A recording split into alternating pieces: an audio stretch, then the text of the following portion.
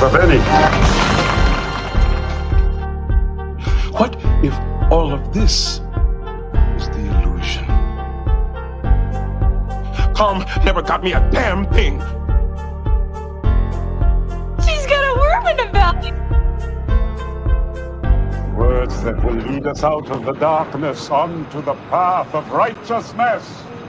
Right to the words, Brother Benny. Right to the words. Coming in on hello and good evening. Here on Tuesday, January 10th, 2023. We are covering Far Beyond the Stars, Season 6, Episode 13 of Star Trek DS9.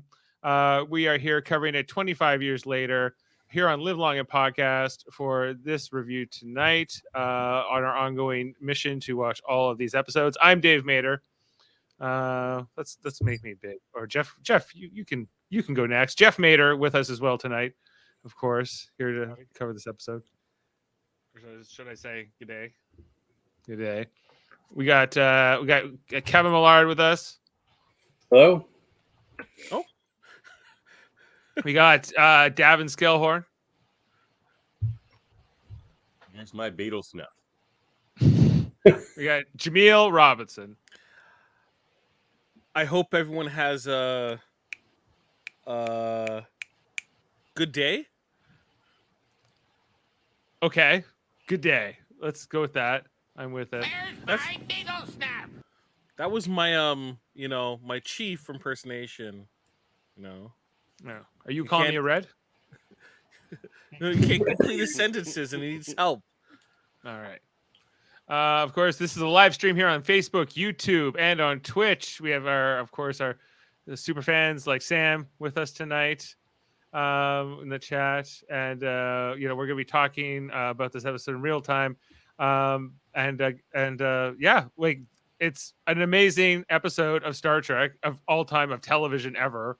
It's probably, I'm sure it's going to get the best episode all around of television ever. It might get 11. An 11.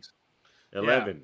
But we're here also just to review the episode and talk about it and everything, the ups and downs and the story, and to really kind of deconstruct it as much as possible. This is our way through on this mission to see all the episodes. And there's fewer ahead than there are behind, as they say. And we're gonna get into this one. But Jeff, what's your feelings on Far Beyond the Stars? Is this one of your faves?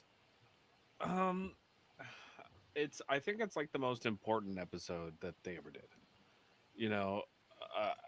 I think it has. I really adore the episode, but having said that, watching it this time around, there were parts where I was like, it flew by. It zipped by so fast. Maybe that's a compliment to the episode, but I was like, I remember I remember more happening. Is that I feel like the episode is too short. I feel like it should have been an hour long. It should have been a two-parter. But that's what Michael Dorn says in all of the bonus stuff, interviews and stuff on it. He's just like, should have been a two-parter. They tried to fit so much into this one episode, and maybe that's its biggest flaw. Is that it just kind of there's so much to deal with, and it's part of this bigger storyline and the Dominion War and everything else, and the Cisco and the Prophets. There's a lot going on, but it's really interesting in how it fits into the narrative of the season as well, as we're going through here too. Jaemeel, what's your feeling? Where does Far Beyond the Stars rank for you? So, I understand exactly what Jeff is talking about, because it's been a while since I've last seen this episode. An episode like this is not something that you're like, I'm just going to flip it on and just watch it every single, month or anything like that. It's heavy. It's heavy. But it really goes to show how good the cast is when you're like, I can just take more of just this. I love the other thing that we're just we just a part of just like a week ago. But if they just made this alongside with the other show, I can absolutely just see me just devouring both with the same type of intensity. Like, you're seeing these strip away all the special effects. You strip away all the makeup and the costume and everything. These are people who are actually incredible actors, right? Performing their craft. Wait, you give them great material, you see them, they knock it out of the park, right? So that's just on like, the surface level of just experiencing this episode. The episode itself, it's pretty tough to it's tough to digest sometimes, because you're trying to, you like, it's easy to like separate yourself from this and like, oh, this is an issue of a past, but this is an ongoing issue amongst a variety of things, right? But we see it in this example here with Benny, Cisco, and his tribulations that he's facing, and how it's just composed against the like sort of the utopian world of where like Cisco comes from, the Federation, and sort of the post racial or post sex, post feminist, post lots of things in the Federation. Davan, Far Beyond the Stars. What do you want to say about it? I'm not sticking around because this is my favorite episode of TV, and I won't shut up. So I'm just gonna leave when I'm done. What I'm about to say. Best episode in TV history. I love it. Yes, it could have been longer, but because it wasn't longer, it was perfect, and not a single line was wasted. Every single line of dialogue. Very much also because of what Jaemeel was saying, but the acting performances are phenomenal in this. Every line is super memorable. Like the chief, all these, they're like such new characters and different than the characters they normally play, but they're just so memorable. Like the way Chief is always stammering, and Bashir's hilarious with his, calm down, old boy, we're riding bike. There's not an Englishman. All that, Oh, he's so good. Yeah, look, I cry every time. I think when people ask me what I think the best acting performance I've ever seen is, I say Avery Brooks in this episode. Your all-time favorite performance of anything? All-time favorite acting performance in anything is Avery Brooks in this episode. Like I said, give it an 11. I could go on forever. If anyone wants to hear my thoughts on this episode, the very first supplemental we ever did over at Locutors of Trek was called Far Beyond the Kaleidoscope, where my co-host Dave likens this episode to his favorite metaphor, the kaleidoscope, and we go on at length about this episode. All right, man. Well, hey, I'm going to be watching, but I'm going to get out of here because I won't shut up. So everyone, please be careful. You say anything wrong, Davan is just a couple of clicks away. He'll jump back on and he'll set everyone straight. I'm going to try hard not to do that. All right. You're a better man than me. Okay, man. Good night. Yeah, absolutely. All right. Take care. All right. Let's go to Kevin next. Kevin, what do you think about Far Beyond the Stars? What do I say after all of that? I mean, I think you were saying there. I'll get to go last here. So everybody pretty much hit it on the nail on the head. I mean, it's quirky and fun, but also heavy and meaningful, and it's just such a good episode of TV, not just Star Trek. And I do like that the basically that Odo and Quark are still at each other's throats, even in this fever dream. Yeah, well, there's a lot of like on opposite moral positions, which is kind of cool too. Yeah. He's the greedy one, and he's accusing him of being the Marxist and the red and all this stuff. Yeah, there's some interesting dynamics with how they use the cast, because they're all playing these different characters that seem to have some commonalities with their root characters, but are different people altogether. Let's get into it, guys. Let's walk through here the visuals. I got a few clips here and there, but this whole episode, to me, this episode really feels like a Christmas Carol almost. Like there's almost a Scrooge effect here with Cisco, where but it's not greed that's breaking him; it's despair from like the war. And can he do this anymore? And by the end of the story, he'll know that, like, he'll come around and say, "No, I have to fight the fight. I have to keep the faith," as his father will say to him here by the end. And so that's sort of, and this and in the middle we have this vision, the Benny Russell world, right, that comes here. But it all starts here with the death of one of his friends. The USS Cortez has been lost in the war along the border. You know, they talk about it's not the Dominion War is not over yet. That we didn't we celebrated when we retook the station, but the war is still on. I guess they're in some kind of a ceasefire, or maybe they're not fully out. The fighting has somehow stalemated in some way because it's felt somewhat stable lately, enough that his dad can come here and visit the station. First time he's ever left Earth, and it's not a couple years earlier might have been a better time than this particular year, but he's here and he's. Go ahead. You just imagine if you're just a television watcher, and I guess if I was in the right like a more mature mind space, I'd be like, Benjamin's father's showing up, something's gonna happen soon. Like it just seems like a major, like a major situation to bring. Like they established that he doesn't leave Earth and he's left Earth, and now he's come to see his boy, right? Is it possible? I have a theory about this episode that his arrival on the station is like triggers this whole episode in general.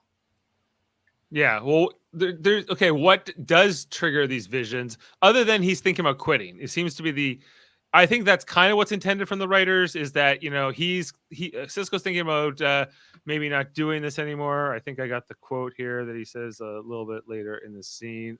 Maybe it's time for me to step down. Let someone else make the tough calls. Right, and get out of this. But on the other hand. Sorry, say that again, Jeff? That when he arrives on this station, I'm thinking this the whole episode watching it, and I'm like, yeah, you're right, Jaemeel. He never shows up. And then he shows up here, and in the 1950s world, he is basically the prophets. That is to be who he's embodying. But we know the prophets take the form of other people, like when they're in their visions, right? Yeah, so. and he's the preacher man, and he's not He's not like a normal human. Like he's really weird dude, and so like that's his brother Betty. That's his thing. Brother Betty. No, he's so like he's not like a normal even priest. I speak with the voice of the prophets. He plays guide through the fever dream. Yes. Yes, he's like the guide of the fever dream, and I feel like maybe like the guy we're seeing here on screen isn't actually even Sisko's dad. He's actually a prophet, and this is all visions, and like he's not like, I don't know. I have theories about this episode that to me it doesn't make sense. Like what Jameel's saying is correct. Like why is he there? Well, or Dave, why is he there?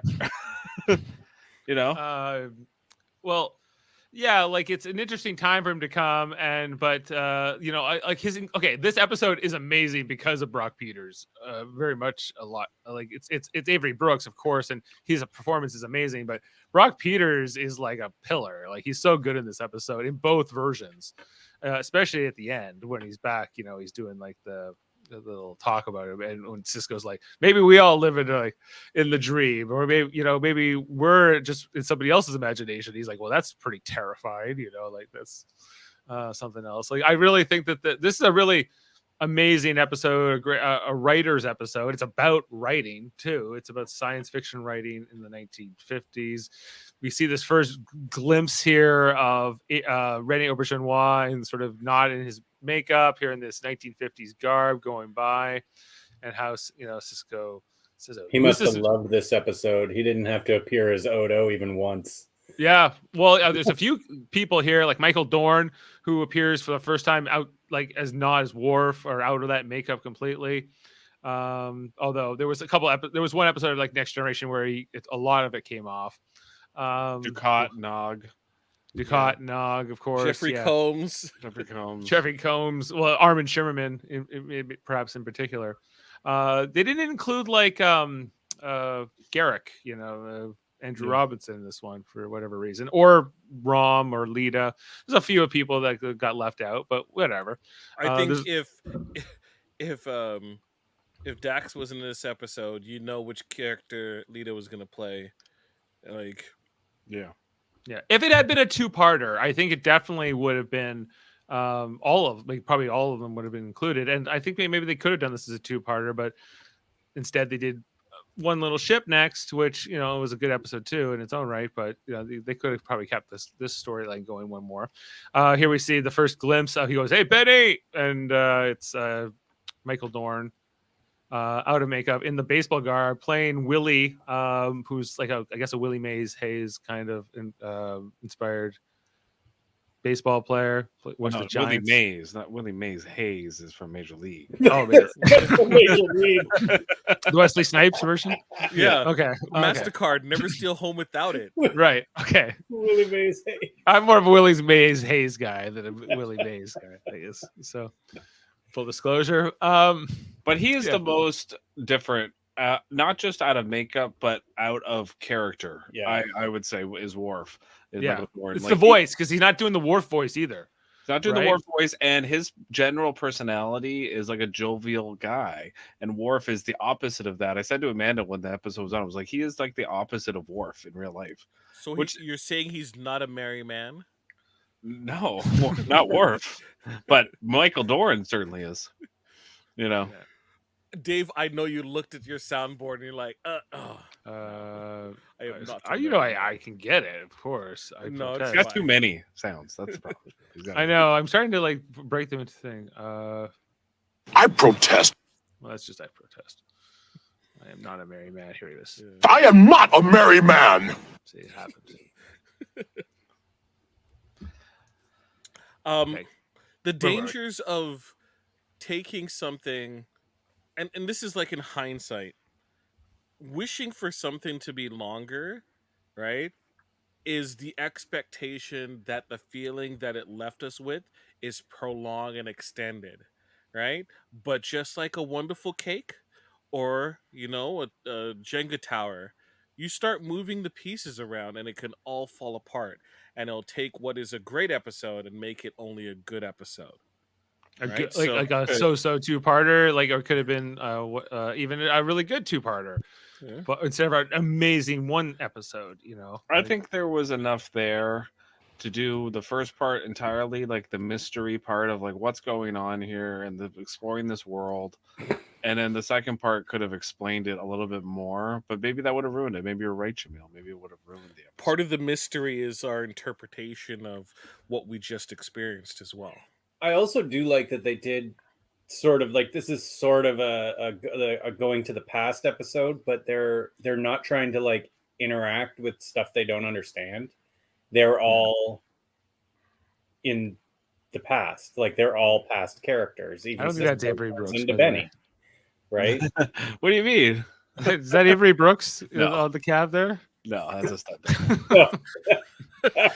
That's the great thing about like HD now is you can pause that. You can actually see here too where like the stirrups hold the pants, like where the pants come around here. Yeah, and they attach around the boot.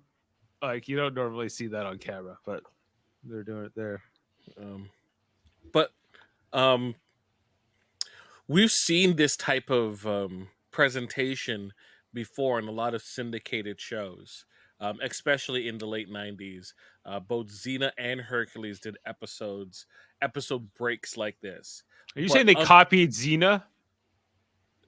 Hey, impersonation is the finest form of flattery. Finest form of flattery. Homage? Are they paying homage? Homage, Liz Lemon. Homage, Liz. Yeah. But in this case, they totally surpass those episodes, which were just paid for laughs and to save money. This is something with a message and performances that really stretch the abilities of the actors and actresses involved.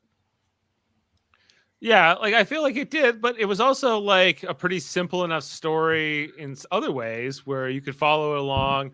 It's 44 minutes. They do take their time in some scenes where he's just kind of going through the apartment and there's it feels like they could have maybe made it a faster paced episode. Like if you went like lower deck speed, which you wouldn't want to, but if you did, you could fit more in it. But yeah, like it just like, you know, we hear the visions are back. Locust, they'll destroy Bajor, part 2, guys. Yeah. You know, and it depends how much, like, do you like this storyline with him and the prophets? And, you know, it's like we've talked about it before. If you're fully in on this storyline, it's great, right?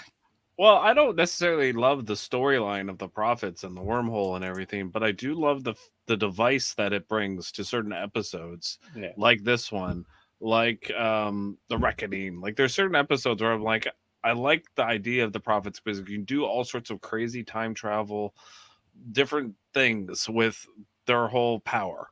And so that I really like about the prophets. But overall, the Bajorans and all the prophecy stuff, no, I'm not a big fan of that stuff. I like how, though, this show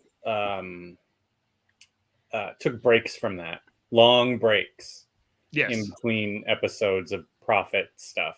It's part of the story of the show. End, right? Yeah. Like, But they would only do 1 or 2 a year or season. Like it's there's more of them up front in the early episodes. I feel like, especially in season 2, there's a ton of that stuff, and then it kind of goes away. Well, and then it comes back for the end. It comes back, right? yeah, which I think is fine. Like I feel like it was the storyline that they told slowly, and I think it mostly works, and it paid off. You know, like versus like, you know, I Discovery. If you look at how their writing has really zigzagged post their first season, which wasn't well received, and like how they've always tried to find their way since, and to varying degrees of success, I would say. But anyway, here we get, we're just looking through. If you're watching here on the video version of this podcast, you know, we're seeing the Aaron Eisenberger. We see him as one of the first people, other than I guess Michael Dorn himself and Rene Auberjonois earlier, out of makeup. Him playing this newsy stand, you know, talk about how he doesn't like science fiction. It's all make believe, pretend. Men from Mars. We see O'Brien's version, who's kind of like an Isaac Asimov, sort of I like robots kind of a guy, you know. Yeah. He's fun. I just wish they'd made Aaron Eisenberg do his like ha ha ha laugh that he does as Nog. I just wish that's the only thing I wish they had done. Yeah. I wish they made him do his dance. But you know, anyway. Oh, the Ferengi dance. Yeah, like yeah, that would have been something. Yeah, but they really made. I guess this is like some set they have in Los Angeles. I know I've seen this in other shows. Oh, and you see it everywhere from. It's the Paramount lot, isn't it? Like I think it's the Paramount lot. Yeah, like it just. Is Dr. Horrible here? Like I think we've seen so many different shows and things shot here. This is definitely, it's Los Angeles for sure. And they make good use of it in this episode, even though they just like shoot it different ways and at night and different angles, and really works here. And they also use some stock footage here in this episode, as we see like the cold open brings us into this world. It's New York City. It's 1951 or 3 or something like that. And I don't think they tell us the exact year. They do. It's on that. Was it on the newspaper? It's on the newspaper. What does it say? 53. September 53. Be careful. I can't go too fast. I think it's a video. We see the smokestacks here. That's one of my favorite parts here in this. Some of this archival footage of and they're making iced tea here in the beginning of the episode. Instant iced tea.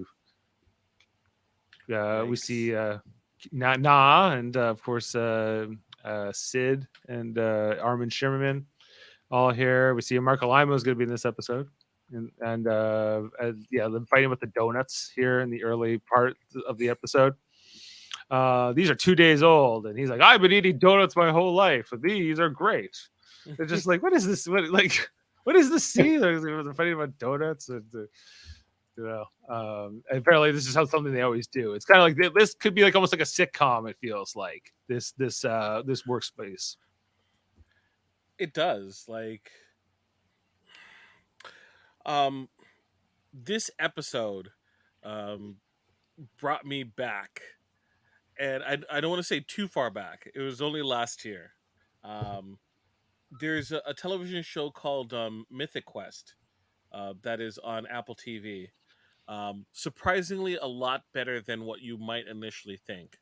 And every year they do flashback episodes with certain characters to try to give them a backstory.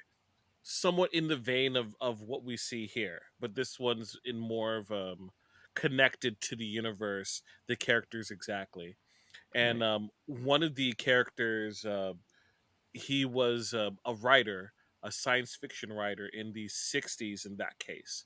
And it it feels like they cribbed off of this episode and took it in a different direction because they didn't use it as talking about discrimination and racism and how science fiction was gatekept, but they do take elements of it and they tell an excellent story. I strongly suggest that anyone, you can watch that episode and not actually watch the rest of the series. Just watch that episode by itself.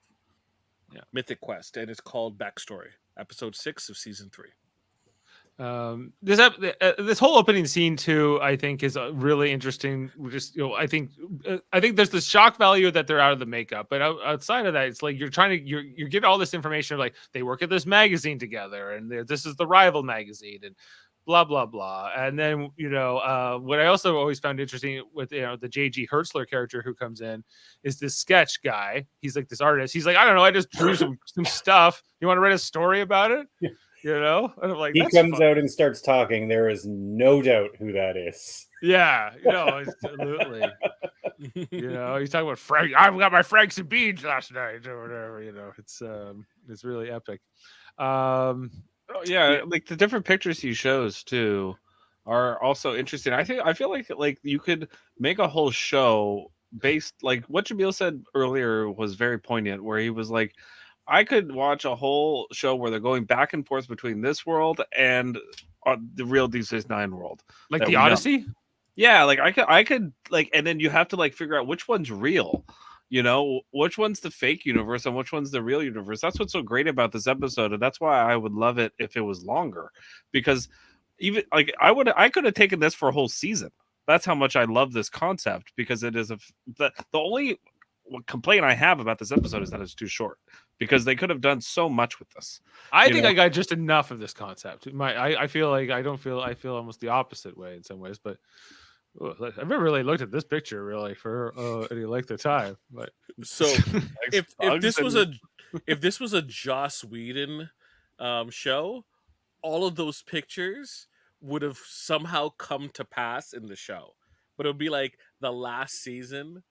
And it'll just be like, oh, I didn't realize this thing. Like, he's been known to do that. Like, he wrote like there's an entire song in Angel that deals with like something that happens like 3 seasons later that like perfectly aligns with the season. Right. Right, just and on this whole scene here where we see like the station come up for the first time, his sketch here, like, I got this one, and Rene Auberjonois' character says, I don't know what this is, and we see here like it says DS9 on it. It also says USAF, like U.S. Air Force, presumably. Not quite the station we know, but it looks very much like it in terms of its basic. I like what they did here. I like that it's not exact. Like it's not an exact rendering of DS9. No, it's 50s cartoonish. Like it's 50s sci-fi. It's also like Hertzler's character's point of view. He drew it, right? Yeah.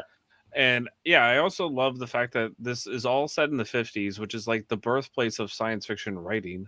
Really. I mean, there's a little bit before World War II, but not really. It like explodes in the 50s. Yeah. And that's what, that's kind of the genesis of what Star Trek was, like Gene Roddenberry came up through that time. You know what I mean? So writing cop shows and science fiction shows and westerns, like seeing sort of a commonality between all of those in some ways. The adventure, I think, too, of it all, and the looking at new ideas. Yeah, this episode's really visually quite interesting too to look at. Just the way it was shot and the feel of it on this the stage that they did it on. Avery Brooks directed it. And stars in it, so he was, I'm sure, busy. Like normally, I don't think too many episodes when a Star Trek actor directs it, he's normally or she is not normally in it very much. There's I believe they asked him permission. Like basically, they like, we really, really want you to direct this episode, and he was like, okay. And then they're like, but they're like, you're in it a lot, like a lot. So yeah. he had to be willing to do it, and he was, because it was such an important subject matter, and, namely the discrimination of it all, and what his character goes through in the episode's heartbreaking, and it's unjust, it's unjust, really, when you watch it, you're kind of, Davan said earlier, he cries at the end. I just get pissed off. I'm just like, this is bullshit, like, yeah. Well, like when he's getting beat up by Dukat and Wayoon, or the two cops later on, I'm like, and everyone's just watching it. I'm just like, what the hell, like. Yeah. It's would you say like it's Dukat and Wayoon that's beating him up? I just imagine Benny just there and just see it. It's Dukat giving him the boots. Yeah, he's giving the Cardassian Well, punch. they do flash to Wayoon and yeah, they do. It's like sometimes it's the cops, and sometimes like this. I love this flashing between the worlds, and that's what's interesting. And they'll do one more episode really on this concept in the next season, but which is, I don't like that episode quite as much as this one.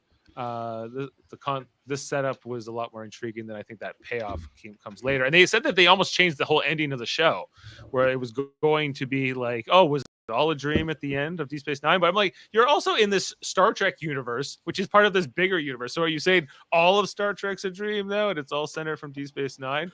You would have a lot of questions about canon, Dave, and I know how you struggle with that all the time. Well, and I know if like Steve Shives was here, he would tell, damn it, if you're gonna write a good story, who cares? Like, it doesn't matter what the canon is, and don't worry about disturbing the lore. If they were gonna make Deep Space Nine all a dream, that would have been unforgivable.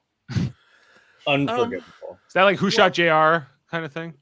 Like when it was all a dream at the end. That's a deep cut. Is Dallas is a deep cut now? Gosh, yeah, that's a long time ago, man. I'm just saying that in terms of the impact it had at that time for the rest of Star Trek, there wasn't that much crossover. Like Deep Space Nine, for the most part, stood to its little corner there, and there wasn't. Worf's part of Deep Space Nine, and he's part of Next Generation.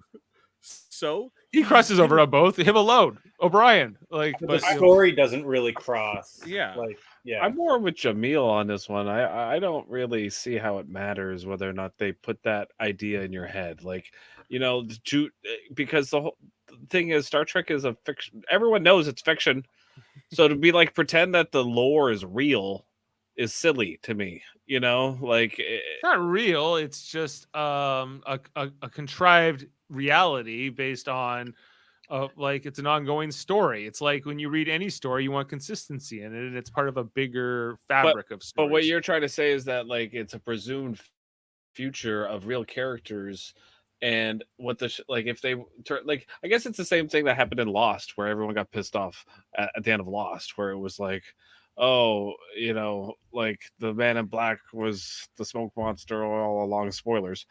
But that was always their plan, and if that had been the kind of their plan in D6 9, I would have been fine with it. I wouldn't have cared. You know what I mean? Look, they never would have allowed the issue with Lost is they put a bunch of questions out there, right? And then when people said, "Oh, it's this," they said no. And then afterwards, it was what people originally said. And that got people angry, right? I don't even think Lost is a great example, because Lost is like a standalone TV show that's not part of a bigger thing, really. Like it would be like if you were watching like Star Wars, I guess. I don't know what else you could pick, right? And all this, like, or you're watching Indiana Jones and the new Indiana Jones movie. It's like it was all a dream. All of Indiana Jones was a dream of some other person or something. You'd be like, what? And it'd be like, Dave, you have like 30 or 40 different shows on television that, if we take everything that is mentioned in the shows as canon, all takes place in an autistic child's snow globe. So I don't think Deep Space Nine implying somewhat that it could be a dream isn't the worst offense that has happened in television history. They do it in season 7 when he's writing on the wall or whatever, and they're racing it, and then like they are. I'm okay. I'm okay with that. They pushed it as far as I want. Where Jeff says I want more. I'm like, no, I get just enough. No. I mean, it would have been unforgivable if they had made it a dream at the end. Not that they're hinting at it here. Okay. Yeah. No, it's fine to hint at it and kind of push the reality of it to question the reality, because that's like, I think this is a year before the Matrix, which will be all about like, what's your reality and could you all be in a simulation? And look what happened at the end of the Matrix. Well, that's way down the line. That's in the next century. We're still in this 20th century when this was released, 1998. This sometimes you just leave things. So that's another argument for keeping it short. Yeah.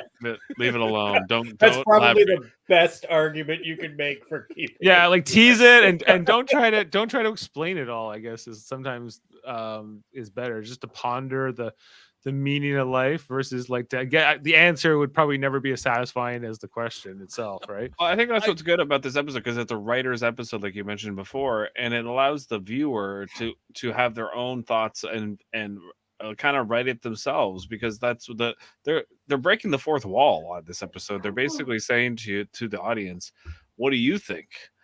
Because do you think that the world that you're living in watching the show, that Star Trek is like a made up universe and we're looking at them, or are they looking at us? It's kind of what the episode is asking you. And right. And so I really enjoy that, because it's very philosophical and it's very hard. There's no right answer. You can make any interpretation you want. Yeah, I think so too. I think I'm with it. I agree with everything you're saying here. So we've been going through the screenshots. We whizzed by a few scenes here, including the scene where he first encounters the cops, Dukat and Wayoon, who are really sinister. I don't want to be that dude. Could you go back? With the trio that I was looking at the preacher. Let me go forward. Oh, you want to see the trio? Yeah. These three? I don't know if it's the lighting. Yeah. But the guy on the right looks like absolute blackface.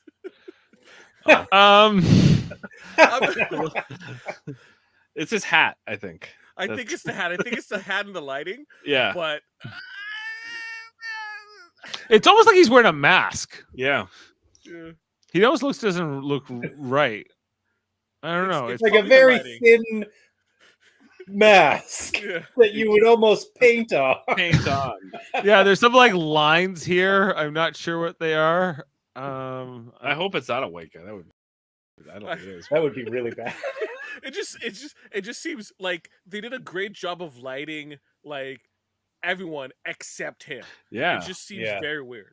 Well, I need to see if I can get another shot of this guy. He never changes his expression. I think that's why. Painful crack. Yeah. Oh man, yeah. I never noticed that before. Yeah. But you're right. He does. What's going on? What's going on with this guy? Who is this guy? I need to know. He's always there in every reaction shot. But the lighting never changes for him. No, and that's it. That's the last we see of him. I don't know, guys, but the preacher man, we meet him. Some great quotes here with Joseph Sisko in this role. Path of the prophets sometimes leads into darkness and pain. He kind of sounds like Deckard Cain from Diablo. Greetings, child. Where have you been? It's like. Yeah, he's got like this real like grand. Like, I don't exactly know what it is. Like, praise be the word of the Lord. Praise to the word of the prophets. Praise to the word of the prophets. And stay a while and listen. We come into this apartment here of Benny Russell, which has got this family photo up here. We see,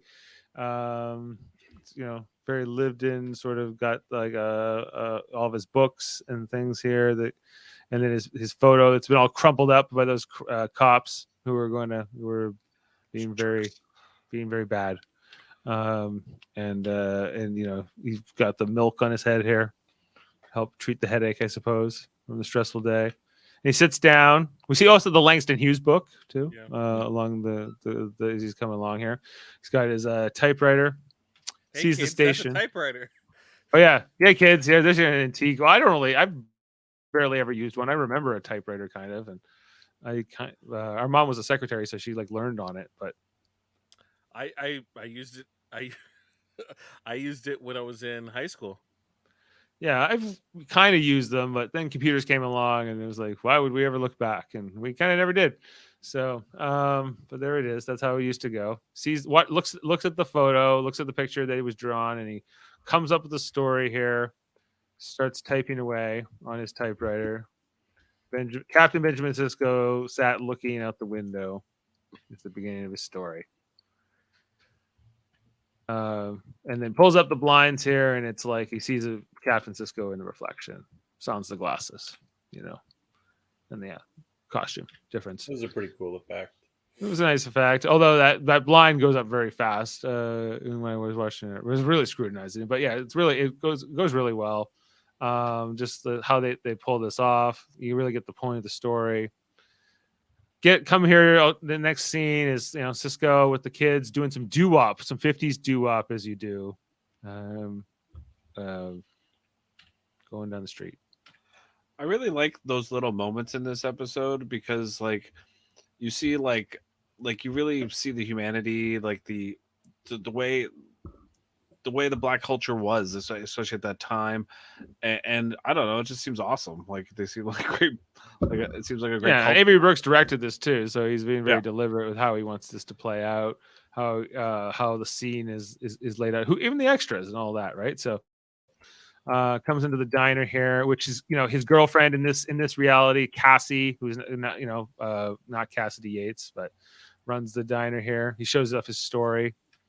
And she talks about wanting him to like buy the restaurant and get out of the writing business and get married, which they haven't done apparently. And now is she smuggling pies for the Maquis? For the Maquis, she might be. If it's to Maquis children, medical supplies, perhaps.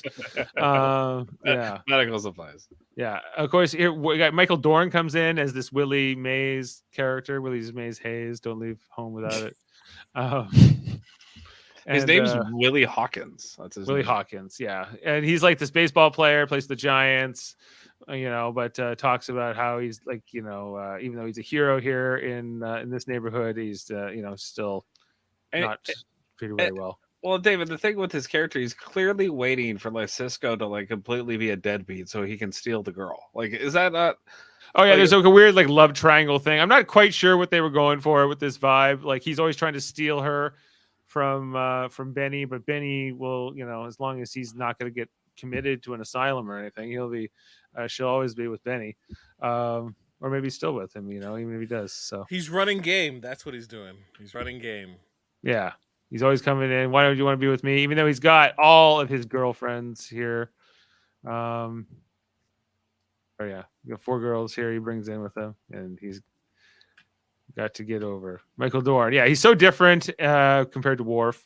And later on, when he's Worf for a second, it's like, oh yeah, that's Worf.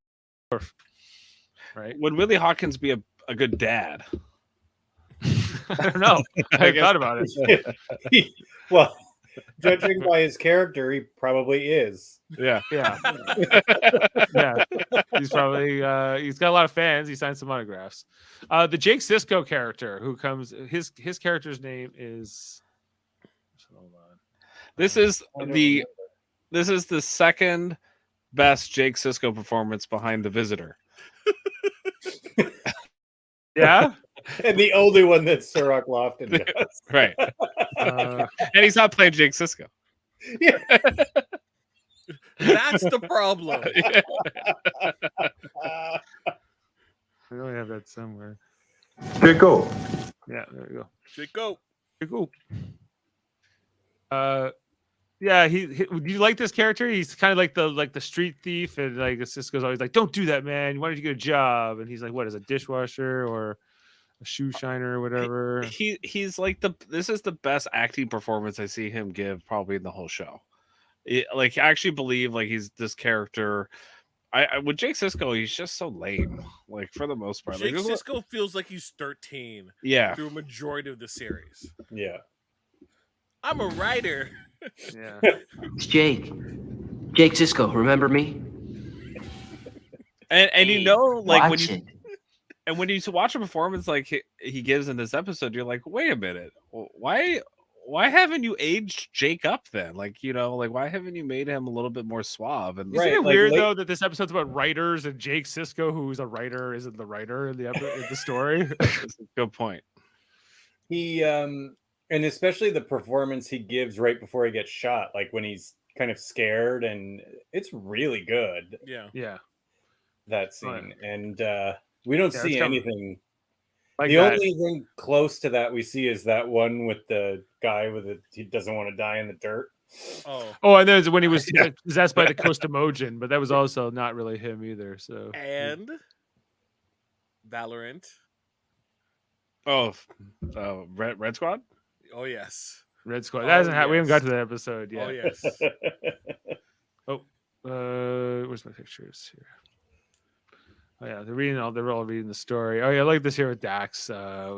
She's good in this role too. Mm-hmm. Oh, that's disgusting. That's interesting, but that's disgusting. That's disgusting. It's Margot Robbie as Harley Quinn, like before. You know, like that's kind of she's doing that New York accent. Yeah, you know, it's really fun. Like it's good on Terry Farrell. You see stuff like this and you're like, they wasted her. Oh yeah. Like, oh yeah. They couldn't figure it out, and she was just a dead fish for a good portion of the series. Why though? Like, why did Nana get all this love? You know, Look, not just Nog. No. Sometimes, her. the writers just have a better rapport with some performers, and it comes out there in terms of what they write for those individuals. Yeah. And Terry supposedly had issues with a lot of the production staff, and there might have been pitches that were put on the back burner because she's not a priority in comparison to other characters.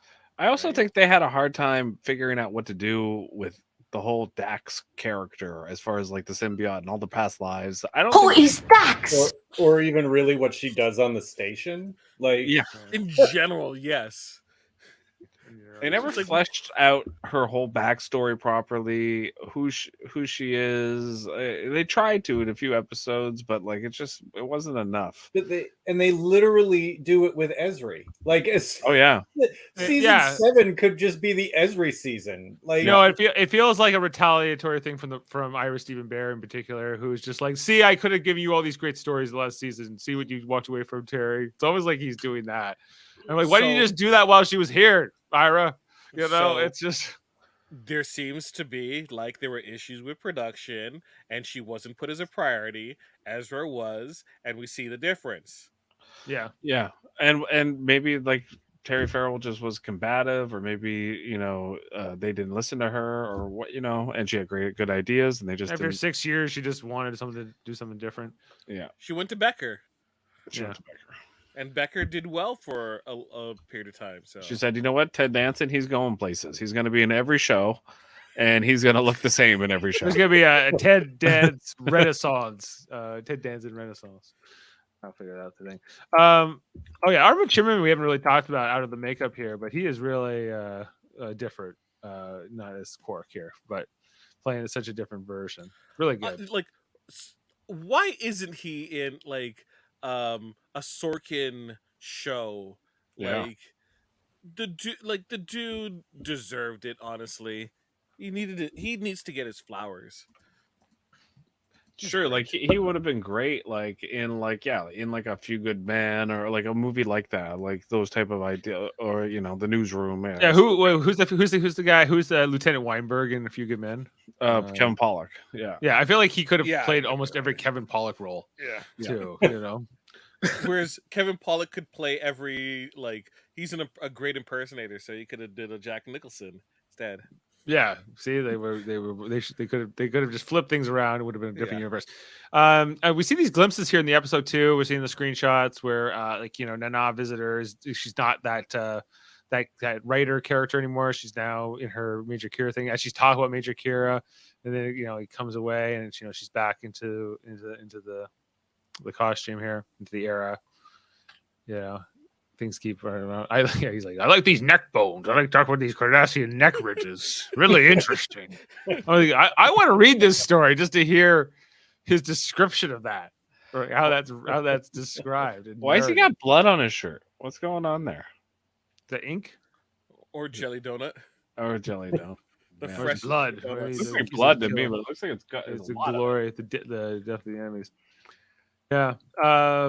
Shares a birthday with me, J.G. Hertzler. Anyway, Pisces, if you didn't know. So I'm sure he'll be thrilled. Yeah. They'll hear this podcast and go, really? And then he'll move on. Okay, so the scene here where it's things are going mostly fine until he says, I can't publish your story, even though everyone loves your story because it's got the black captain. You have to make the captain white. See, I don't think that's why they loved his story, though. They loved his story because it was a good story. Yeah, it was interesting. The fact that they were willing to publish it if they changed the race of the main character just shows you like there's merit there. It's just that they can't present it in the way that it is. It's fully merited, that he that what they're asking him to do is completely nonsense, is crap. But they're like, well, that's just the way it is. He's like, I'm not a crusader. I'm just trying to make a magazine, and I can't change the world, even though the world is always changing. He's kind of, like Rene Auberjonois' character, very much the villain, the antagonist of the story, right? So he's always saying like the wrong thing. All of them try to stand up for him, but they're also like, well, whatever. We can't change the world either. Ultimately, he calls him a red here. He's like, you call me a red, call me a pinko. I think I got that because I'm like, I got Quark being called a red is too much. You're calling me a red? Easy. What do you think of my stories? I liked O'Brien's stories. He's got robots in them. They're not black or white. Look, he can't even tie his tie. And he's outdoing them. Why has he got bongos? Yeah, exactly. Like why doesn't he have bongos? Everyone has bongos. Dave, don't you have bongos? Well, when I'm Tongo Rat, I'm on the bongos. But that's okay. That's I thought everyone had online reference. Yeah, it's a Star Trek Radio Theater reference, actually. I like robots. They're very efficient. He didn't even know what he was gonna say. He came up with that, like I like robots. Anyway, the fight here, the moral outrage. It's very it's an easy morality story. Presented here, and Cisco's like, I don't know what to do, or not Cisco, Benny Russell. I'm sorry, it's Benny Russell in this story. And the Jake Sisko character, whose name I forget, he's like, mocks him for it. He's like, of course, the world's never going to change. Kind of justifying his philosophy towards life, which is like, the world is just going to screw us. So let's just try to get what we can get, right? And so the dichotomy of that, and sort of like the story. He says the only way a black person is gonna be on taking a space is if they need to shine their shoes. If they need to shine their shoes, or which that. And it's also he's just talking about get out of this nonsense, right? When he's writing these stories, like he also doesn't really approve of it. Go for the easy money. Go look out for you, man. Like it's not just about dreaming the dream, and stuff like that. It's not about the reality. That's often what these other characters around Benny Russell are saying to him. Is like, no, we have to think about now. We have to think about this world. And I think this is also about the science fiction writer. Why bother with science fiction? Why write those kinds of stories? Why tell those kinds of stories? He's like, that's what I do. That's what I want to do. That's what my passion is. Why don't you go be like a reporter or something? He's like, I don't want to do that. That's not what I am. This is my craft. And then here, it looks like this zombie hand that almost comes in here. It's awkward on Benny Russell. Yeah, and then it's like it's Worf, but he's in Klingon garb for some reason, which he normally doesn't wear. He was practicing with Morn. He was practicing combat with Morn in his weekly Hollywood ritual suites. I know I got that here. Morn was an excellent. I will miss our weekly combat in the Hollow Suites. It's kind of funny that in the baseball episode, Worf's terrible at baseball. He was good at some things. Wasn't he a good batter? He couldn't hit a curveball. Oh, he couldn't hit a curveball. And ironically, his character says here, "I'm just like a colored guy that can hit a curveball or whatever." Like that's all I. Yeah. I think there was a bit of a callback there from the writers. I bet he like boasted that he could actually it's true. I could actually hit a curveball, and they're like, you know what, we're gonna write you. We're gonna write that Worf can't. So, go ahead and hit the curveball. He'll be like, was that also Serrano in the Major League? Another Major League reference. I didn't know there would be so many Major League references in this episode, but there are. No, there aren't. It's just you. Fair enough. Anyway, we're trying to get through the episode. We see this other encounter here with Benny and the preacher man, where he's like, "What do you want from me?" He's like, "Walk with the prophets, Benny." He's like, he doesn't act like a priest at all. He doesn't talk about God very much at all. It's under the guise of it, but he's very much speaking in that pejorative, spiritual veiled metaphors and It's a little bit loose, I'd say. In that sense. And then he finally comes back to his apartment here, and he writes 6 more sequels to his Benny Russell story. We see here with Cassidy Yates, the scene where he's dancing with her. Stood her up. Yeah, they were supposed to meet at 10, and it's midnight when she finds him, and they're But this doesn't happen. This is not. I always thought that this was happening, like that they were dancing in the quarters. And he was going between the two realities, but he's not, because the whole thing happens in a few minutes. By the end, they say, "Oh, that was all just a couple minutes," and so they weren't dancing here at the same time. So this is the hallucination fully of Benny, really. Or you mean he's tapping into the past of Benny? You might into his paw. I think that's the thing that's left open to interpretation. Do you know what I mean? Like that's the whole idea of the episode to me, is that. Who's writing the story? Is it Benny or is it Benjamin? You know what I'm trying to say? Yeah. Is it Benjamin? I would, if that's the question, I would have to lean on the side of the Cisco. Cisco? The Cisco, not the Russell. Is it the Cisco or is it the Russell? That's the whole question. I think that was what's asking. I believe, or both are happening simultaneously. Right. You're experiencing it in linear time. Right, but the prophets themselves are not, and they're like, "Hey, let's present these two individuals, this life, their lives, right, and they can take from both of it." Yeah, just here's this great shot here from. I think this is definitely a shot from 1950s New York City. I would imagine. I don't think that this is from the Paramount lot. Yeah, and then that's inner lights here. I'm ready over Jean-Noir on the scene. He's like, "Are you crazy? You're certifiable. I told you to write this novella, and you come back and you write 6 sequels to your thing I told you I wouldn't publish in the first place."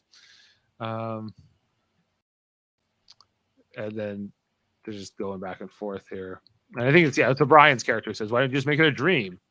Make it a dream." He's like, "Well, that and that's like the compromise that they seem to be willing to make." That some guy dreamed the dream at all, and that's what kind of sets up the whole ending, which is a very just well written story. I think the way that the narrative of the story and how like that reveal at the end where the whole thing falls apart is really well paced as well. It's just a really strong episode. This episode didn't get recognized at the time, is what I'm really surprised by. I guess it's just so. You know what? I'll wait till. Details discovered by Dave, or fun facts from Jeff. Double F with Jeff. Or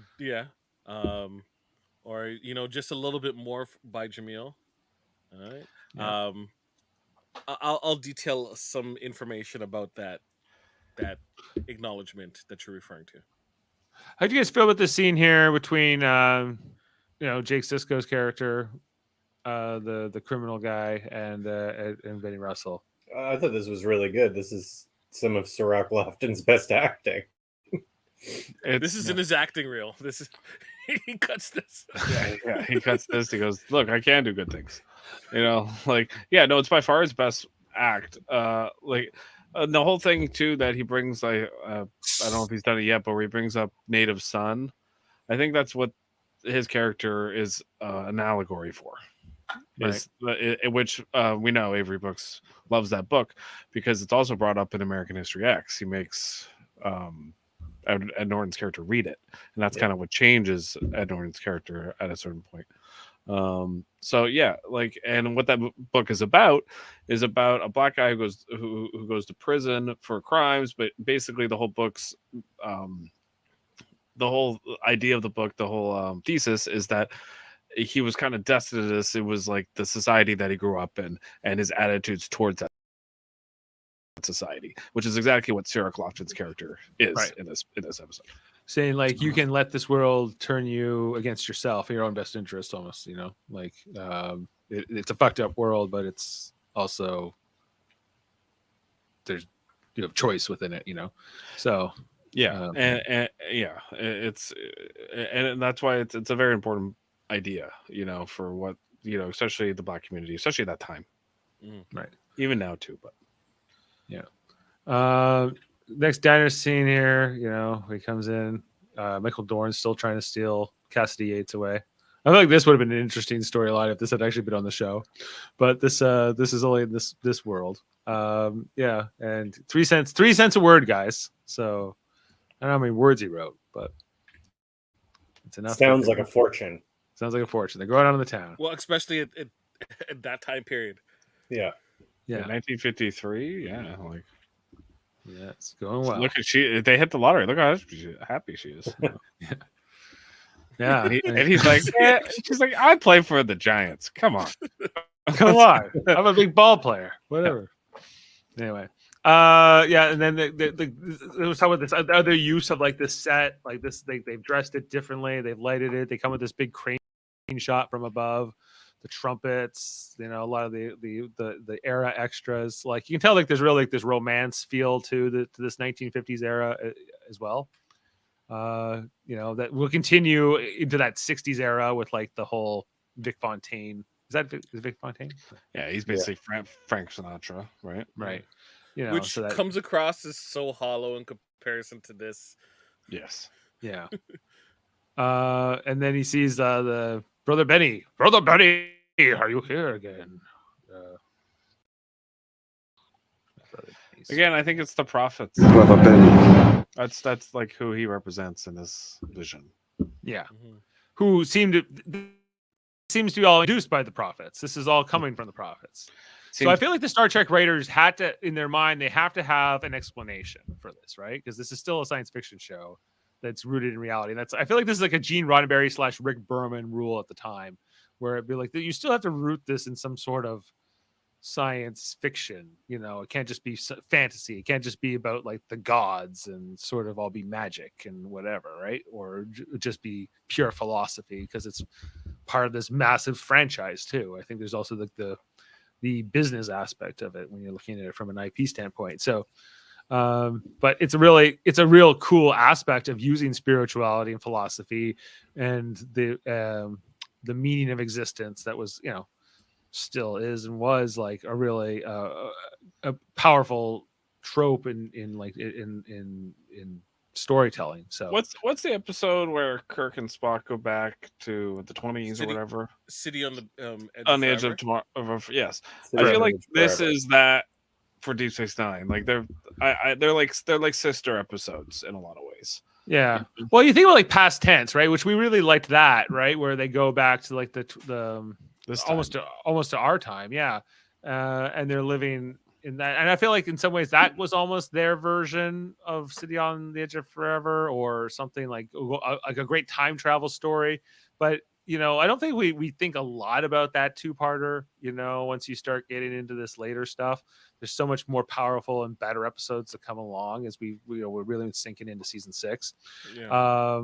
And this they're really like they're picking up the pace here as they're getting into like the final 2 seasons, and you really feel it, especially in this episode. And like Pale Moonlight, which is not that far down the road either. No.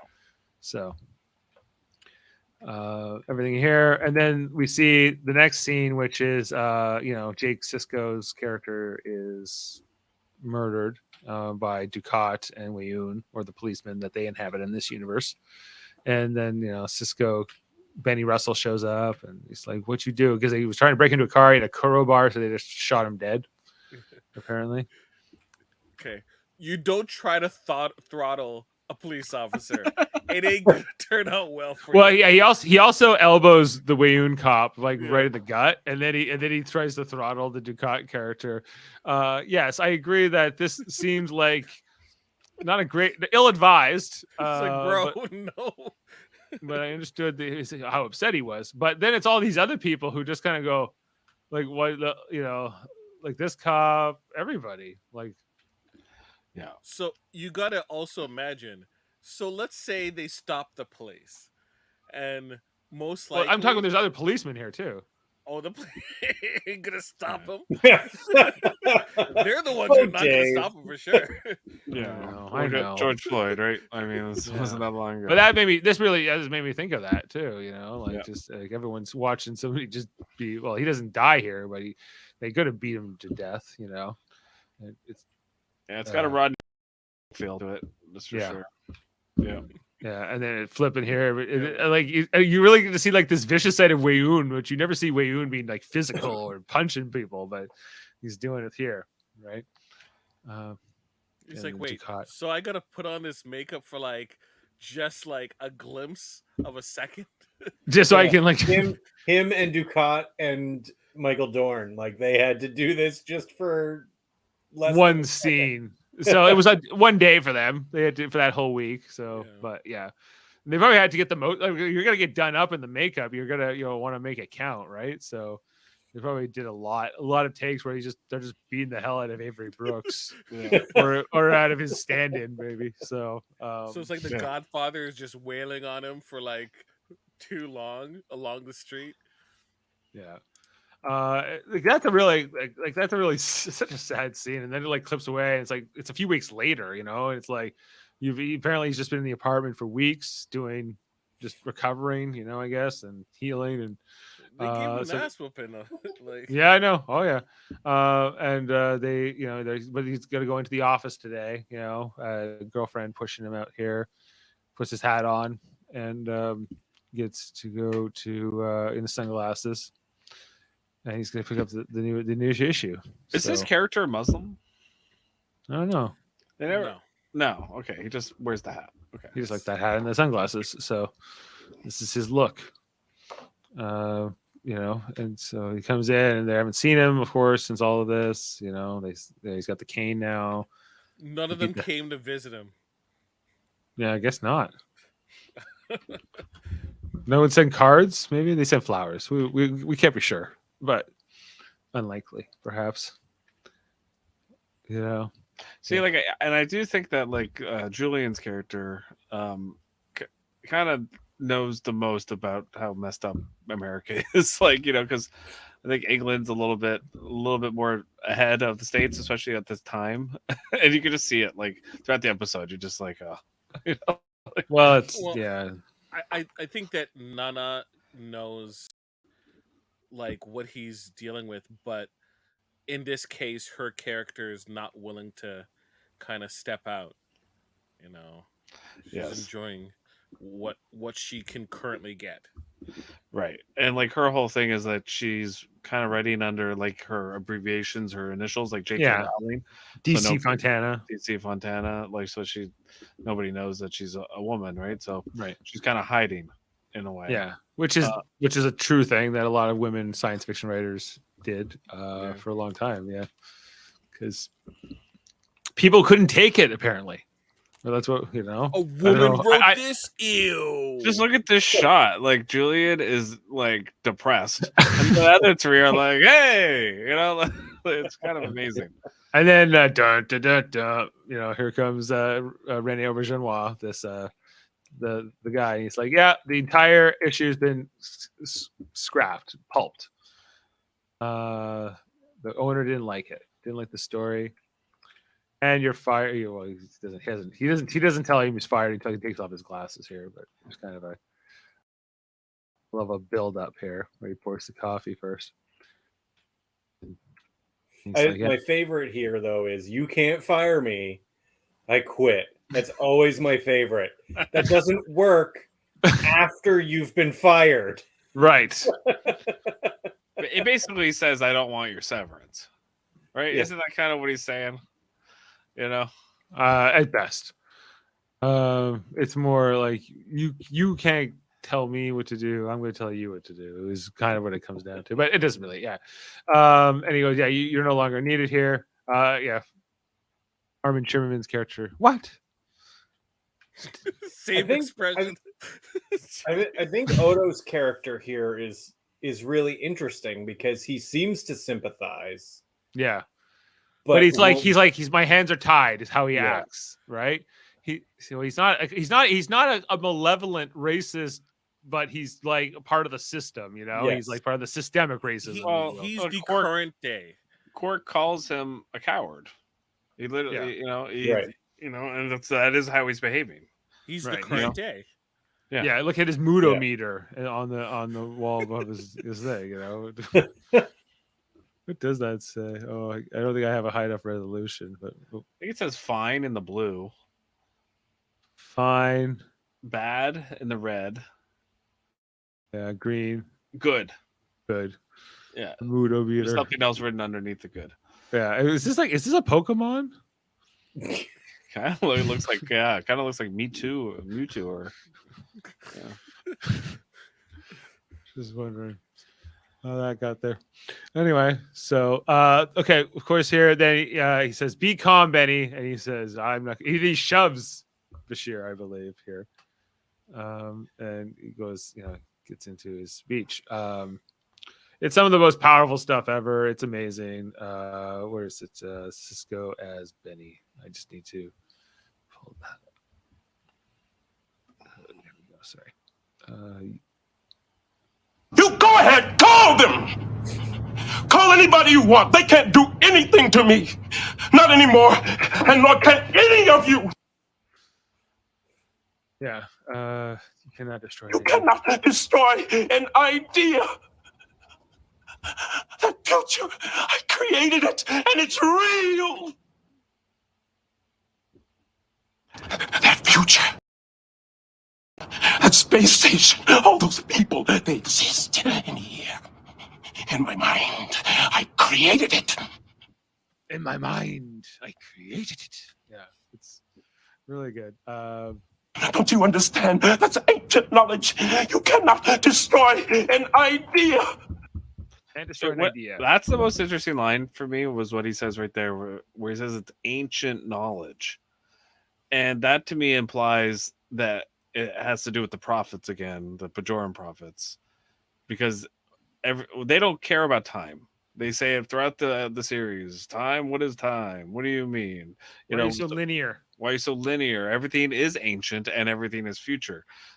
So that again, I feel like those are the concepts that this episode is like messing with the audience on, and I really love it. I love that it does it. So wait, let's we got some Davan. Oh, best monologue. It is one of the best Star Trek monologues ever, for sure. Absolutely. I don't know if it's the best, but it's one of the best. Davan, did you perform this at like in high school when they're like do a poetry or a monologue from a show? And you're like, it's an ancient idea. It's in my mind. I created it. And it's real. Yeah. It's really strong, and they we'll get to the fun facts. I know we're a full hour into this, guys. I know it's a really good episode. There's so much to talk about in it. It's so interesting in a lot of ways, and this man who breaks down in this episode and how this episode really stands apart, even though it's part of this bigger season 6 storyline. You don't have to watch season 6, although it does feel very much tied to that when I watch it. I'm like, oh yeah, there's Dominion Wars going on, and oh yeah, so you can watch this in a vacuum, but it is also very much a part of it if it's serialized format. Other than the uniforms, I really could care less what season this episode is in. Right? To me, as the Dominion Wars. But isn't it about the Dominion War? I think it's a good thing it's in a later season, though. Because when they try to do things like this in an early season, you don't know the characters well enough. Yeah. Like, I mean, this is a little different, but the Strange New Worlds episode where they're all in the storybook, that quirky kind of fun. That didn't hit for me because it's a season 1. Yeah, like, right. It would have been better if we barely. I thought in particular for what's her name? It's the Gorn. The Gorn. Yeah, her. Her character in that is like she's like this bubbly like princess character, right? But I was like, okay, I get it, but I just met your character like 5 minutes ago, so I feel like I need to get used to you being always tough and mean all the time, which I know you are. But you're right. So I think it's always better when these type of episodes are later in the run. Yeah, for sure. I agree with that too. And then here we see that he's in the back of the ambulance, and then you see space outside, and then we come back, and it's the end of the story. They did it all. And I feel like this is like waking up after, like in a Christmas Carol, like you're Ebenezer Scrooge, and you wake up, and it's like it was all a dream almost, or the Wizard of Oz. Or the Wizard of Oz, even. Yeah, another thing like that, right? Where, and he's like, oh, so all that happened in just a few minutes, And you were there, and you were there. And then he sees the cot, and he's like, I'll kill you! Yeah, you're right. It's more the Wizard of Oz than anything. You were there too. Yeah, his synaptic feedback is back. Comes back here, has this last chat here with his dad on the couches before he's going to leave. In particular, we got here this one here with Cisco and his dad. And if I failed, I fought a good fight, have finished the course. I have kept the faith. I've never known you to quote from the Bible. I'm full of surprises, aren't I? We got to keep the faith. Like he's, it's pretty on the nose. Yes, I agree. And coming out here, he says, well, maybe, this is everything is about Benny, maybe it's time to consider that he's the one dreaming of us. Because I think that Joseph says that's a scary thought to them. Where's my quote on that? But sorry, guys. Bunch of people.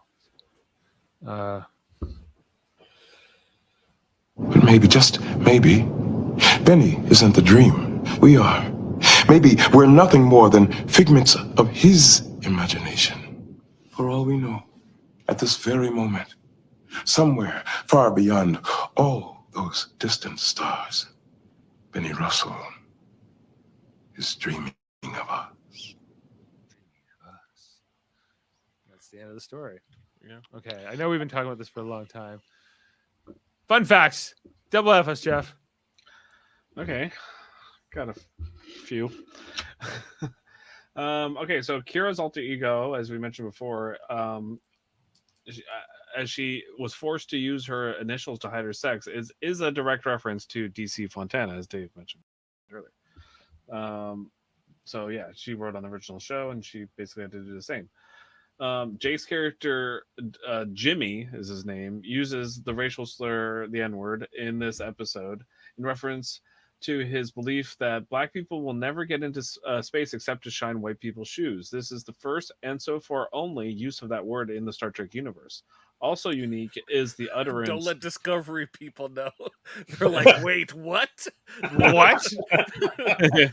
We'll get right on that. Also unique is the utterance "for Christ's sake," which is by the character Douglas Pabst in this episode.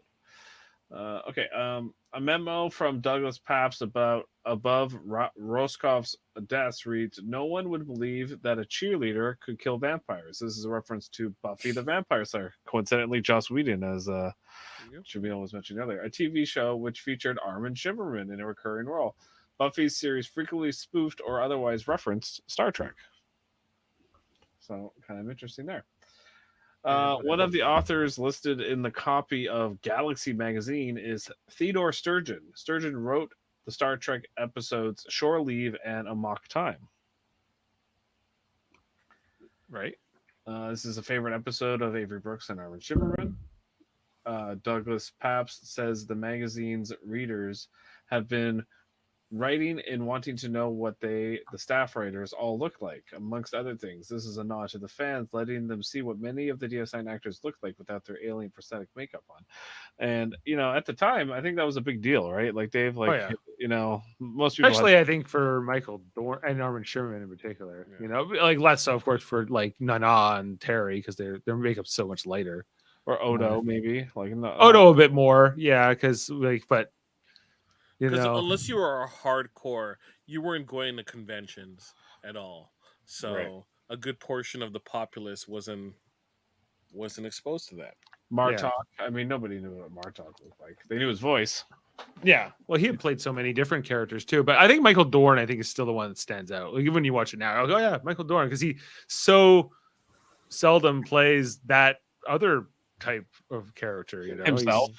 Himself, or he's Worf is such a distinct character from who he is. Yeah, but it's so not him. That's what's amazing about Worf, that he is able to play that character. Anyway, the producers also toyed with the idea of ending the entire series with a shot of Benny Russell sitting outside a television soundstage holding a script for Deep Space Nine, essentially making the series and possibly all of Star Trek either a dream or a prophecy from the Bajoran prophets. Yeah, this idea was Dave's scared, just like, he's like, no. Ironically, Herbert Rossoff, Armin Shimmerman, comments in this installment that making the whole story a dream would demean the entire story. Well, good. I'm glad they listened to their own advice there. Well, no, to Herbert Rossoff, who's Armin Shimmerman's character. Anyway, appropriately, the episode first aired during Black History Month, according to Ronald D. Moore. This wasn't planned, just a happy coincidence. February 9th, 1998, I believe. 1998. I don't know if when did American History X come out? Because that's gotta be 98 too. I think it's American History X. 98. I would imagine it came out in October of that year. July 1st, 1998. July 1st. Okay. Too slow, Dave. So this came out before. I have October 30th, 1998 is release date. Let's see. Oh, it's probably different in America and worldwide and stuff. Okay. Cisco is seen looking at a copy of Galaxy magazine dated September 1953. The caption under the cover art is Court Martial by Samuel T. Cogg. The rest of the name is obscured by Cisco's hand. Samuel T. Cogley is the name of James T. Kirk's attorney in the classic episode Court Martial. The cover art itself is almost identical to the cityscape from that episode. So they filmed American History X in May of 97. So they had filmed American History X before they shot this episode. Interesting. Even though American History X came out after. Yeah, because it takes a while to make a movie. Yeah, make a movie. Alexander Siddig and the Nana Visitor play the married couple Julius and Kay Eaton. This is an in-joke referring to the fact that were they supposed to be married in the episode? Yeah, they're married in the episode. Oh, I didn't pick up on that. I've watched this episode so many times. Who's married? Sorry. Kira and Bashir's characters. In the 50s. I could see it. They're very nice to each other. They're like, oh, lovely, dear. And they're making the iced tea. And I don't know. Like, yeah, it makes sense that they're married. But they don't especially make reference to it, which is kind of nice too, because would you in real life? Is it necessary? Directed by Avery Brooks. According to an interview in Star Trek Monthly number 40, the Incredible Tales staff were based on various real life genre authors. For instance, Albert Macklin was intended as an homage to Isaac Asimov. Kay Eaton, who wrote under the K.C. Hunter to hide her gender, was a version of Catherine Moore, who similarly wrote under the name C.L. Moore, as well as D.C. Fontana. Indeed, Albert's first novel was to be published by Gnome Press, as was Asimov's debut book in 1950, a collection of short stories entitled I, Robot. Oh, he likes robots. He likes robots. I like robots. Just so clean up, My previous mentions of when American History X is a screening in July. happened earlier In July. in June and July. But it officially came out worldwide in October. It was pulled from the Toronto International Film Festival due to arguments between director and Norton and production staff. Oh, right. Yeah, because basically Ed Norton took over that movie, right? And then they got pissed off. Yeah, the director, that was out. Yeah, he was pissed off at him. Anyway. I wonder why Marvel cut ties with that dude. Yeah. He's kind of like, you know what? Have you guys seen the new Glass Onion movie? Yeah. Oh yeah. Well, his character is to be very much who Ed Norton is. You'll see once you see that movie, Kevin. But he plays himself. Is that what you're saying? He kind of plays himself. Yeah. But hold on. Kevin, you haven't seen it yet? No. Kevin, enjoy. Okay. The Glass Onion. Okay, the Amsterdam News, which Benny and Cassie mentioned as a real New York City newspaper geared to the Black community, it was established in 1909, and amongst those who have written for it are W.E.B. Du Bois, Roy Wilkins, and Adam Clayton Powell Jr., as well as the first journal of record is recognized and published by Malcolm X. So, yeah, there's all sorts of interesting references to the 50s and 60s here. Like Benny's character is reminiscent of Samuel R. Delany, an African-American science fiction writer who actually started in the early 60s, a few years after this episode would have been set, but Delany was friends with most of the real-life analogs of the writers in this story, most of whom are noted elsewhere for supporting the efforts of non-white writers. So like they definitely did their research when they wrote this episode. Yeah.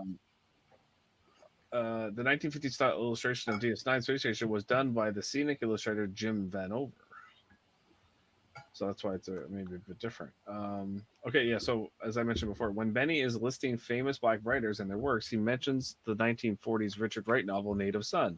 In American History X, Avery Brooks again plays a character with a strong affinity for this novel.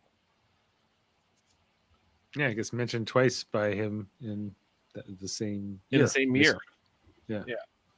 And it's important in both stories in a way, especially in American History X. This is the only episode in Star Trek directed by the episode's lead actor to depict the actor's character heavily, as you were mentioning earlier, Dave. Yeah. Which is kind of interesting. So and then in the next episode, One Little Ship, it's not like he's not in it.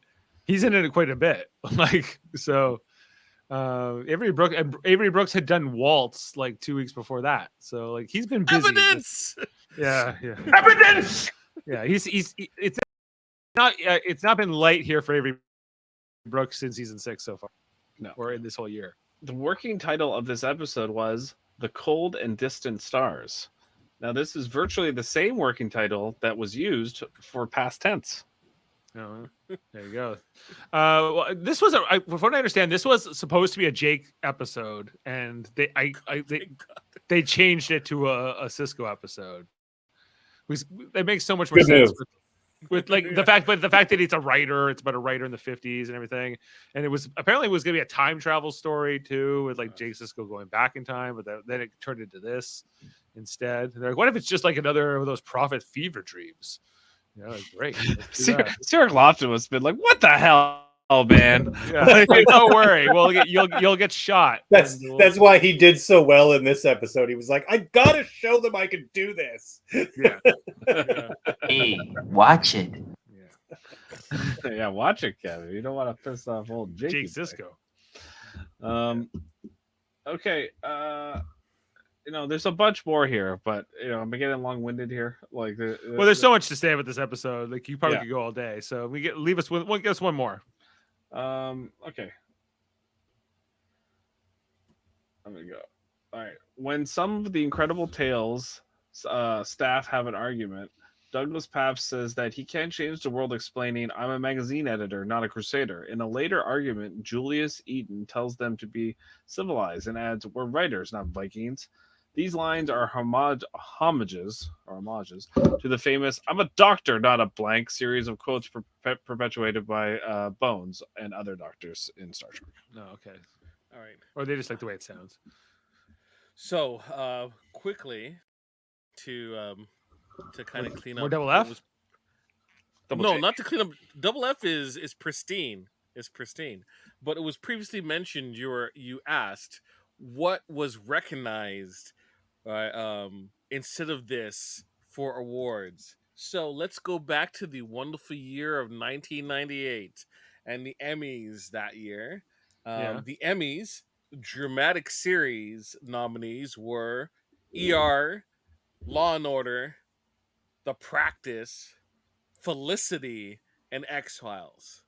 But like Deep Space Nine is as good as any of those shows, like or better. Felicity, but it's looked down upon. Star Trek is looked down upon because it was on back and study the epic work of Felicity.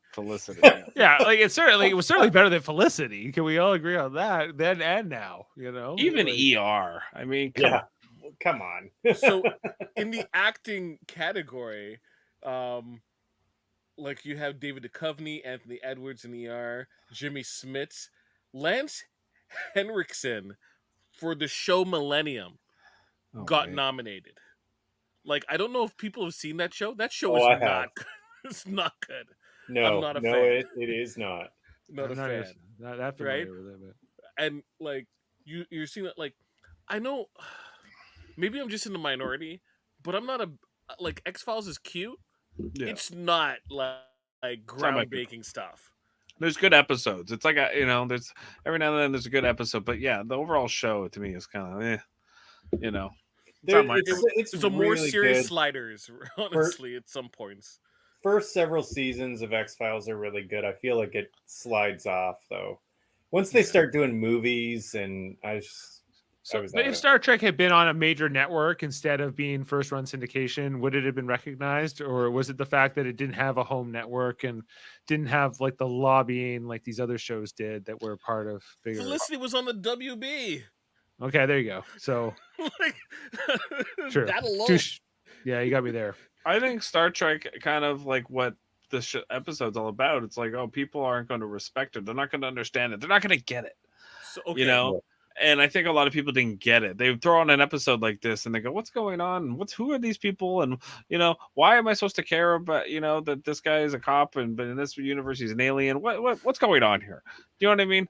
Like, they're not watching all of it. They just watched the episode for, consideration. You know what I mean? I don't like X-Files that much, really. I'll leave this one last point about the time frame that we're in terms of like what was considered like good, the pinnacle that need to be recognized for quality entertainment in 1998. Touched by an Angel got multiple nominations for acting, directing, and writing. It's such trash. Like, yeah. It was then, it is now. It always was. Like come on. Touched by an Angel is just Quantum Leap. Like it's and road, like, what was that, Highway to Heaven with Michael Landon? Highway to Heaven, or hell, even the Incredible Hulk. Like it. It's the same. The Littlest Hobo. So like, history looks poorly on the recognition of these awards. Well, we don't. Let's show our appreciation here in our rating segment. Why guys. are we doing this? Dave, why are we doing this? We know what the answer is. Jeff, what's the answer? What's this rated? 10? Yeah. I mean, yeah. I mean, I would give it 11 if everyone's going 11. Well, Davan went to 11. Yeah, give me 11. I don't know. All right, I'm going 10 and a half. I don't think Davin's logging in now. Jaemeel? I'm gonna give it 11. Okay, he's going 11. Kevin? Yeah, 11. It's one of the best episodes. All right, we averaged it at 10.9. Joe, I like that. I like that it's a 10 because in the Pale Blue Light should get an 11 across the board. Yeah, it is better than Waltz, right? Yes. It's better than Waltz, I'd say. I don't think I like it as much as in the Pale Moonlight. I think that will be my 11. And the Pale Moonlight's the best episode. There you go. What does Davan say? Oh, I just broke his heart. See you Thursday, Dave. Yeah. Oh, I just gave him ammunition for a hold up on Thursday. Okay. Did you watch Dr. Strangelove? I did watch Doctor Strangelove. I texted Jeff. He was just like, "You're a liar. This is not a good movie. Like you told me this was. It's good. not. It's a comedy, right? Yeah.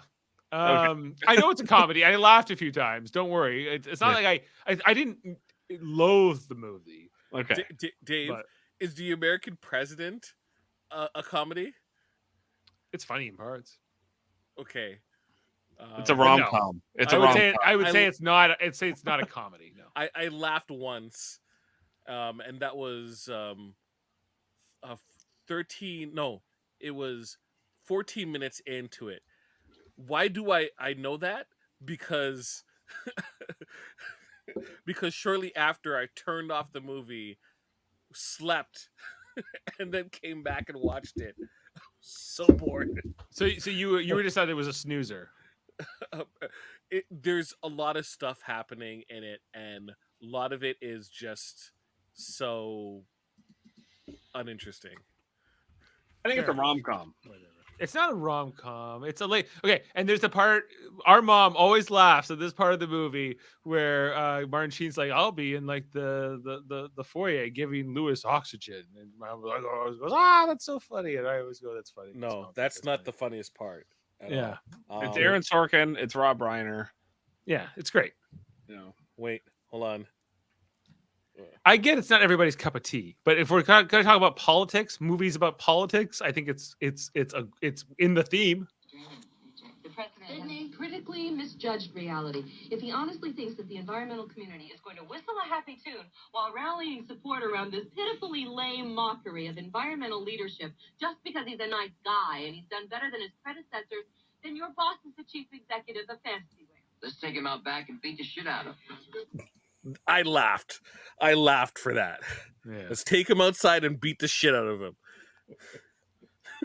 Like, if you guys I don't get it, guys. I really don't. Like, you don't. That's how I felt watching The American President. Yeah, he says him and Murphy both checked out 13. Like, what's wrong with you guys? What's wrong with you? I have to question. Like you can't. I sat through this boring Doctor Strangelove that is so boring. Okay, in parts. Like, there's this one part where they're approaching to like launch the bomb, and it's like 6 miles out, 7 miles out, 6 miles out. I was like, whatever you're gonna do, can you get on and do it already? Like, you just like. Look, I knew going in when they announced those films, I'm like, Dave's not like Doctor Strangelove at all. that movie is your kryptonite. I saw it like I suspected it was going to be kryptonite for Davan too, because Doctor Strangelove. Oh no, the American President would be. Oh yeah, absolutely. Because but he told me I couldn't have the Contender, which I disagreed with, because I said it's year 2000, still part of the 20th century. Therefore, I'm right. Therefore, I should be allowed to pick this movie, which would have been a better movie for him, I think. But no, so he gets the American President. This is my maneuvering his. Why not wag the dog? Yes. Yeah, wag the dog. Yeah, wag the dog. No, this is better than wag the dog. So, I love it, Dave. Yeah, you keep being you. All right. So anyway, that's a little promo there for Hold Up on Thursday. Get ready. It's going to be a bloodbath. It's going to be David and I may. Oh, Murphy's looking for blood. He Well, he picked Lincoln. Like, what? You want to talk about boring movies? Like, come on. Like, I can't argue with that. I wasn't going to argue. It's a riveting thing. I'm on the edge of my seat during Lincoln. Come on. Like, are you kidding me? I love history, and I snoozed through that one. Yeah. That's hey Murphy. That's 2 stinkers in a row. Shit House and then Lincoln. It's better than Dr. Strangelove. Like, no. What is Lincoln is better than Dr. Strangelove? Yes, I would. No. Yes, I'm going in with this. I love it, folks. Watch Hold Up Thursday. Don't you dare miss it. Yeah. Anyway, and all the great things here on Live Long and Podcast as well, and the United Federation Podcast. I know we've been going for an hour and 40 minutes. Guys, we've been here a long time. This is the episode that you go overtime with. You go over time. You have to. There was a lot to talk about. There's a lot going on in the Federation. Check it all out, guys. You know, we have a website now, ufpodcasts.com.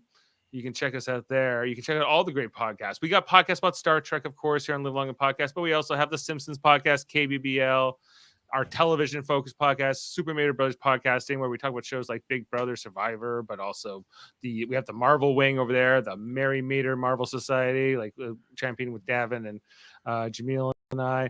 There's the Hellbound podcast, a horror movie podcast with Michael Chan, Alex Blackburn, comes out Wednesdays. Great thing. They focus on horror movies and interviews and different role plays. Great stuff. X-Ray, the animated series, the X-Men the Animated Review Show they were on tonight. I think they were talking about Sanctuary Part 2. Part 2, yep. Yeah, that was going on. Andre also has the Graphic Histories podcast, which is always about interviews with different people in the movie and graphic novels. Really thing. If you didn't hear already, we're going to be talking about Hold Up on Thursday. The politics movie. This might turn into like I don't know, the House of Commons, in the medieval ages. I think you're gonna need a speaker. Yeah, we're gonna be Mr. Speaker. Can you tell the gentleman from Nova Scotia how wrong he is, please? So I can't wait. I can't. Yeah. Folks, I can't wait. I literally can't wait. Yeah, I'm just gonna be like, what? I'm still gonna be like, I'm gonna tell you, Dr. Strangelove was okay in parts. That's as far as I'll go. I said something nice. I said something nice about Dr. Strangelove. There you go. So coming in. I can't wait. This is gonna be great. Anything else, guys? Did we forget anybody? Did we forget anything? Are we not gonna talk about fighting games? Let's talk about fighting games. Aim and Mater. Sam Jerka. Yeah, working at the Maple Leaf plant, basically. Nice. Yeah, I started this week. We have to mention Trivial Debates, of course. Trivial Debates is coming up, guys. Sunday, January 29th, 2023. We got Jaemeel hosting with Foster, myself, and Jeff competing in a reality TV theme. Survivor, Big Brother, The Amazing Race, The Challenge. That's the perfect panel for that. Yeah. Who says it's just gonna be that? Oh no, you all gonna have to put work in. Oh, you work in. Wait. We got some bachelor questions. What else? You know what? You never know. It's reality TV. What about? We got. It's all 90 Day. I watched lots of but you know what? I got the expert living in the house with me, so any 90-day question, I got it covered. Okay. Well, Boozman makes me laugh like crazy. I just know your contestants. Is all I'm saying. Sorry, no. Whenever I'm competing, I know my host. Yeah, I know the host too. I'm just gonna say, if I don't know about these things. I'm not going to make it easy for you all. Yeah, That's what I mean. Yeah. And also coming up, guys, 18-day countdown for Sam's birthday. Get ready. Coming up on the Trivial Debates day, I believe. So, do you know what I never realized? That Sam's dad is Homer Simpson.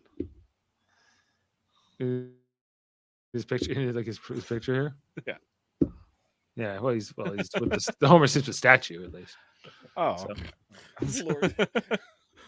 Okay, Jeff. That was a bad attempt. I thought you guys were that. All right. For Kevin's sake, we gotta. Okay, let's get out of here, guys. Thanks for being with us. Far Beyond the Stars. It's a really awesome episode, and I'm glad we watched it and talked about it. And we'll be moving on to One Little Ship next week. So join us for that. Live Long and Podcast, and we'll see you next time. But let's go out on something here. Let's go with this one. But maybe, just maybe, Benny isn't the dream. We are. Maybe we're nothing more than figments of his imagination. For all we know, at this very moment, somewhere far beyond all those distant stars, Benny Russell is dreaming of us. See you next time, everyone.